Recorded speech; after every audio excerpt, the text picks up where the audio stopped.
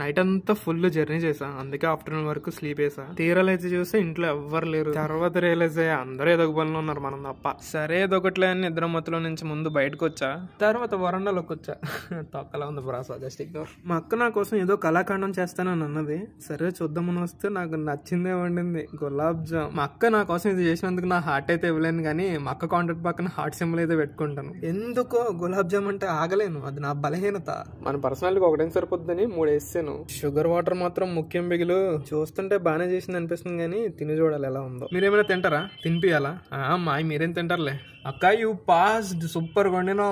ఇంకెప్పుడు వండకే అంటే బాగానే ఉండింది, బాగుండేవు అని చెప్తే నెక్స్ట్ టైం చెడగొట్టేస్తుంది, అందుకే బాగాలేదని చెప్పాలి, అదే మ్యాజిక్. నాకు పెట్టవా అని మాత్రం కామెంట్ చేయకండి, మీరే వండుకోండి.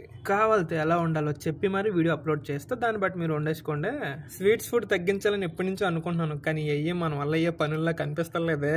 సూర్యమామ వెళ్ళిపోయాడు, కనిపించండి.